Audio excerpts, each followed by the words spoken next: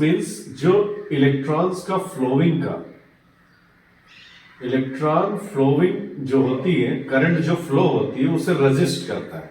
Resist मतलब कम करता है, रोकता है, उसे हम रेजिस्टेंस कहते हैं। और इसको रिप्रेजेंट करते हैं आर से, और इसका यूनिट होता है ओम। ये ओम का सिंबल हो गया। अब रेजिस्टेंस जो होता है वो सीरीज में होता है या पैरेलल में होता है। तो क्वेश्चन ऐसे आ जाता है कि घरों में हमारे कौन सा रेजिस्टेंस होता है, तो पैरेलल फॉर्म में होता है। पैरेलल फॉर्म में क्यों होता है, उसमें रीजन पूछता है। पैरेलल फॉर्म में इसलिए होता है कि अप्लायंसेस अगर by the way electric shock हो गया या हाई वोल्टेज आ गया, तो वन रूम का ही आपका फ्यूज हुआ, जो भी अप्लायंसेस हुए खराब हुए। अगर सीरीज में हुआ तो पूरे घर के अप्लायंसेस खराब हो जाएंगे। तो आजकल एमसीबी सिस्टम है, तो एमसीबी वगैरह ये प्रोटेक्ट कर लेते हैं। एमसीबी प्रोटेक्ट कर लिया घर के सारी अप्लायंसेस। पहले, इससे पहले फ्यूज सिस्टम हुआ करता था, तो फ्यूज उड़ जाता था, इस टाइप में रहते थे, ऐसे लगा रहता था, इसमें एक वायर लगी होती थी, और जब हाई वोल्टेज आता था तो ये उड़ जाता था, मतलब फ्यूज हो जाता था, शॉर्ट हो जाती थी तार, तो अंदर का जितनी अप्लायंसेस है प्रोटेक्ट हो जाते थे इस रेजिस्टेंस का। इसको रिप्रेजेंट करते हैं मार से, और इसका यूनिट होता है ओम। ये टू फॉर्म में होता है, सीरीज और पैरेलल। सीरीज कैसे, कोई भी वायरिंग अगर ऐसे हुई एक ही करंट से, ये करंट की डायरेक्शन होता है आपको बताता है, तो ये R1 R2 R3 ये सीरीज फॉर्म में होती है। और जब कभी ऐसे मिल जाए आपको ये सिस्टम, ऊपर नीचे कह सकते हैं हम, तो ये क्या होता है, पैरेलल फॉर्म होता है। तो घरों में इसी पैरेलल को, एक क्वेश्चन आता है कि ये पैरेलल ही फॉर्म घर पर डोमेस्टिक वायर में क्यों करते हैं। रीजन है कि आपको घर के अप्लायंसेस को प्रोटेक्ट करता है। एक रूम में है तो अगर हाई वोल्टेज या कभी शॉर्ट सर्किट हुआ तो उसके अप्लायंसेस फ्यूज हो जाएंगे, अंदर वाले को प्रोटेक्ट कर लेगा, क्योंकि ये करंट की फ्लोइंग अलग अलग हो जाती है। यहाँ पर पोटेंशियल इसमें सेम होता है V। तो एक ये रीजन है कि घरों में पैरेलल फॉर्म में रेजिस्टेंस होती है, सीरीज नहीं होती। सीरीज होने से क्या नुकसान है कि अगर कहीं हाई वोल्टेज या कुछ आया ऐसे शॉर्ट सर्किट, तो ये क्या होती है, पूरे घरों में उतने ही करंट दौड़ा देगी, और अंदर फ्रिज कूलर या जो भी चल रहा होता है वो डैमेज कर देगा, वो अप्लायंसेस को खराब कर देगा। तो ये तो एक रीजन है। अब इसको डिराइव भी करने के लिए पेपर में कभी आ जाता है, तो कैसे डिराइव करें, इस तरीके से R1 R2 R3, राइट। ये करंट है आपका, यहां से करंट जा रही है, फ्लोइंग हो रही है, बाकी सर्किट जो भी अपना होता है ना, इस तरीके से करंट जा रही है। तो करंट R1 R2 R3 है, तो इस फॉर्म में बाय ओम्स लॉ, ओम क्या कहता है, ओम कहता है V इक्वल आई आर। हम सभी जान ही चुके हैं, कॉमन सा है, बहुत इसको इलेक्ट्रिसिटी में यूज करते हैं। तो V इक्वल आई आर। यहां पर जो पोटेंशियल होता है इसका अलग होता है, इसका अलग होता है, और इसमें अलग होता है, और जो करंट होती है वो सेम होती है। तो करंट जब सेम होती है तो करंट इज इक्वल, यहां पर तीनों में आई आई आई हो जाएगी, और पोटेंशियल डिफरेंस क्या होता है, सब में अलग अलग है। तो potential difference is equal to V1 plus V2 plus V3, यही होगा। तीनों का potential difference is equal to sum of all. V1 according to Ohm's law IR1 होता है। अब देखो I में ओनली I इसलिए रख रहा हूं क्योंकि I कॉमन है, तो इससे ना कंफ्यूज होना है, R1 कर दिया हूं, I नहीं किया, तो इसमें कितना हुआ IR1, इसमें भी कितना होगा IR2, इसमें IR3। तो इन सभी में क्या कॉमन होगा, I दिख रहा है आपको कॉमन, तो I आप यहां पर कॉमन ले लो, बचा कितना R1 R2 R3, और V इक्वल ओम्स लॉ को कहता ही है IR, देखो आई नीचे जाएगा तो कैंसिल आउट हो गया, तो आर एस सीरीज में है इसलिए एस हमने कर दिया, R1 plus R2 plus R3, ये आपका प्रूव होता है। करंट यहां से डिस्ट्रीब्यूट हो गई, इसमें I1 गई, इसमें I2 गई, इसमें I3 गई।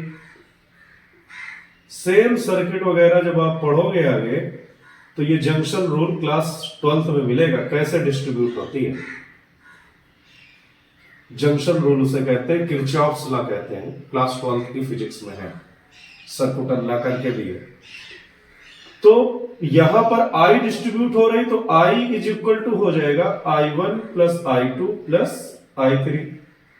I देखो V इज इक्वल होता है I R, ओम कहता है तो I इज इक्वल कितना हो गया, V अपान R, V अपान R, ये नीचे गया इससे, तो इसका तो V अपान R हो गया। I1 का कितना हुआ, ये यहां पर V अपान R1, देखो यहां पर सभी का पोटेंशियल क्या है, सेम है, तो V सेम रहेगा, R1 V अपान R2 V अपान R3, तो V upon R is equal, यहां पर सभी में V कॉमन है, ये आ गया 1 अपान R1 1 अपान R2 1 अपान R3, तो V कैंसिल है क्योंकि डिनोमिनेटर में जाएगा ये, 1 अपान R पैरेलल है तो PM कर दिए रिजल्टेंट को, 1 अपान R1 1 अपान R2 प्लस 1 अपान R3, ये होता है आपका पैरेलल फॉर्म और ये होता है आपका सीरीज फॉर्म। इंपॉर्टेंट हिस्ट्री का कोवैलेंट बॉन्ड करके पूछते हो, कोवैलेंट बॉन्ड क्या होता है। देखो कोवैलेंट बॉन्ड जब ऐसे बॉन्ड क्रिएट हो कि शेयरिंग ऑफ इलेक्ट्रॉन उसमें हो, जब बॉन्ड डोनेट ना करे शेयर करे, तो शेयरिंग ऑफ इलेक्ट्रॉन जब होता है तो वही कोवैलेंट बॉन्ड होता है। अब इसमें शेयर कैसे करता है, तो ये 3 टाइप्स के हो जाता है वहां पर। फर्स्ट है सिंगल कोवैलेंट, और सेकेंड है इसका डबल कोवैलेंट, और ट्रिपल कोवैलेंट। बहुत सिंपल टॉपिक है ये, पर पेपर में इसके एग्जांपल्स आ जाते हैं। तो सिंगल कोवैलेंट में होता क्या है, सिंगल जैसे नाम से ही लग रहा है कि 1 इलेक्ट्रॉन का शेयरिंग होता है। डबल का नाम लग रहा है इसमें 2 इलेक्ट्रॉन का शेयरिंग होता है। इसमें 2 एलिमेंट्स के बीच में, 2 एटम्स के बीच में 3 इलेक्ट्रॉन्स का शेयरिंग होता है। अगर मैं एग्जांपल लूं इसमें, H2 hydrogen, first element of your periodic table, H के पास 1 होता है, तो जब H2 लेंगे हम तो 2 ये ऐसे ऐसे, 1 इसके पास है 1 इसके पास है, दोनों शेयर किए 1 इस तरीके से, तो ये क्या हो गया, सिंगल कोवैलेंट। ये जो सिंगल कोवैलेंट इलेक्ट्रॉन शेयर किया है इसे हम कहेंगे बॉन्ड, सिंगल बॉन्ड। अच्छा, अब ये बुक में इस तरह लिख दे तो ये ना कंफ्यूज होना कि ये राइट है या ये रॉन्ग है। H ऐसे करके और सिंगल सिंगल, तो बात वही है ये दोनों, कि हाइड्रोजन सिंगल सिंगल इलेक्ट्रॉन का जब शेयरिंग करेगा तो हम उसे कहेंगे single covalent bond. Okay, next है सेकंड, इसका एग्जांपल डबल का, O2 ऑक्सीजन, कितने होते हैं इसके पास, 8 2 6, फर्स्ट में 2 ही रहता है मैक्सिमम इलेक्ट्रॉन, तो कितने बचे 6। तो हम ऑक्सीजन एटम का अगर करें तो इसके पास 1 2 3 4 5 6, 1 2 3 4 5 6, ऑक्टेट कंप्लीट करना है। 8 कंप्लीट करने को ही 8 ऑक्टेट रूल कहते हैं, तो यहां 2 इलेक्ट्रॉन का क्या हो गया, शेयरिंग हो गई, तो ऑक्सीजन डबल बॉन्ड ऑक्सीजन हो गया। तो O2 कैसे फॉर्म करता है, डबल बॉन्ड। क्यों डबल बॉन्ड करता है, बिकॉज ऑफ 2 इलेक्ट्रॉन का शेयरिंग होता है दोनों का। चलते हैं 3 में, N2 नाइट्रोजन, कितने होते हैं इसके पास, 7, इलेक्ट्रॉनिक कॉन्फ़िगरेशन 2 एंड 5। 2 तो रहता ही है फर्स्ट में, जितने बचे 5 बच रहे हैं, तो आउटर मोस्ट पे यही हमेशा आउटर मोस्ट ही पार्टिसिपेट करेगी। जो बॉर्डर पे होगा, जो लास्ट में होगा, उसे ही आउटर मोस्ट सेल कहते हैं, और वही पार्टिसिपेट करती है कभी भी बॉन्ड फॉर्म में। तो आप इसको नाइट्रोजन को इलेक्ट्रॉन फिल करेंगे, 5 है इसके साथ, 2 3 4 5, 1 2 3 4 5।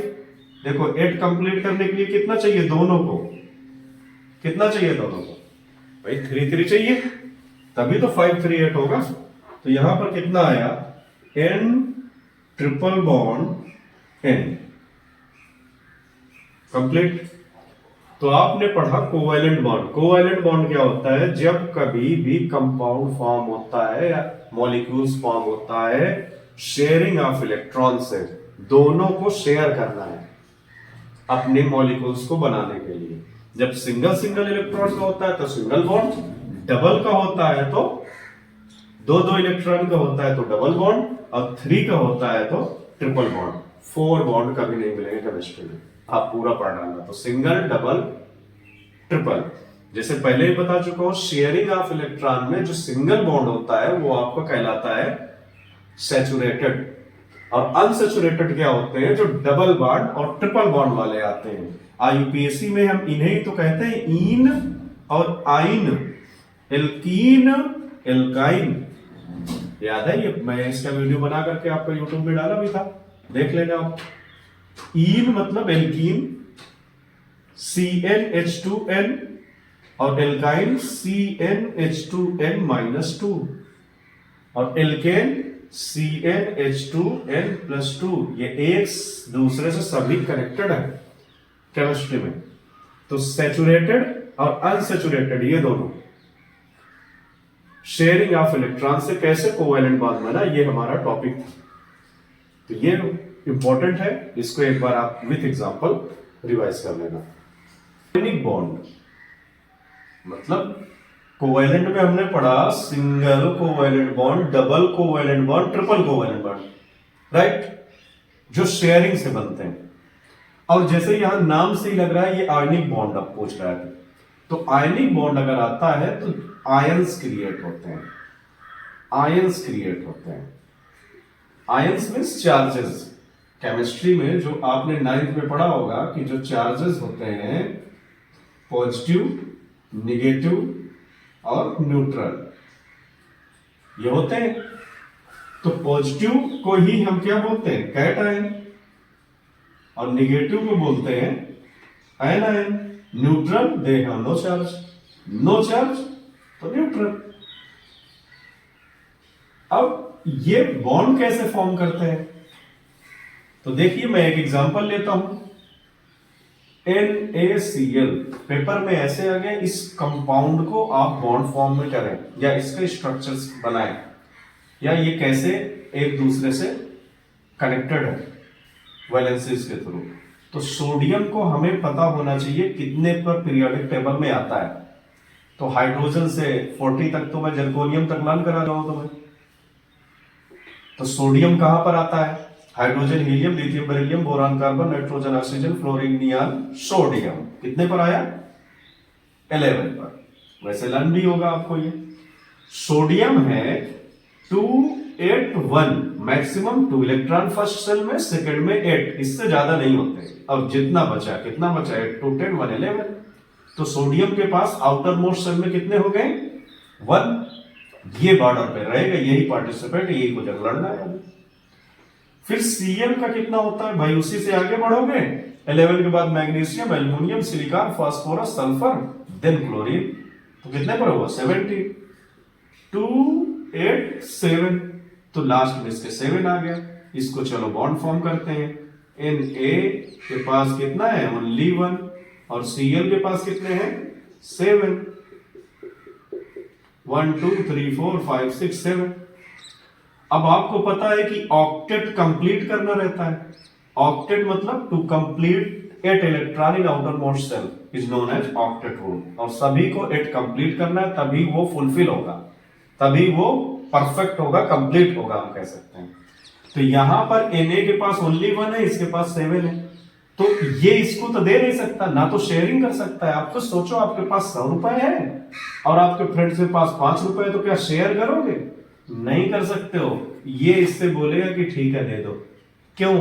क्योंकि इतना कम अमाउंट है, इससे ज्यादा कैसे शेयर हो जाएगा? शेयरिंग तो होता है, चलो 50-50% हो गया, 40-60% हो गया, बट यहां पर ये क्या करेगा? इसको इसी तरीके से दे देगा। तो ये हो गया पॉजिटिव, क्योंकि दिया है, ये डोनेट किया है। रिच है तभी तो कोई डोनेट करेगा। अब यहां पर क्या है? सीएल, इसने लिया है, कर्जदार है, इसका हिंदी में क्या है? ऋणी है, डेप्टर है। तो ये डोनेट करने वाले को हम कहते हैं डोनर, और इसे रिसीव किया है, इसे रिसेप्टर, रिसीवर। तो ये NaCl कैसा फॉर्म किया?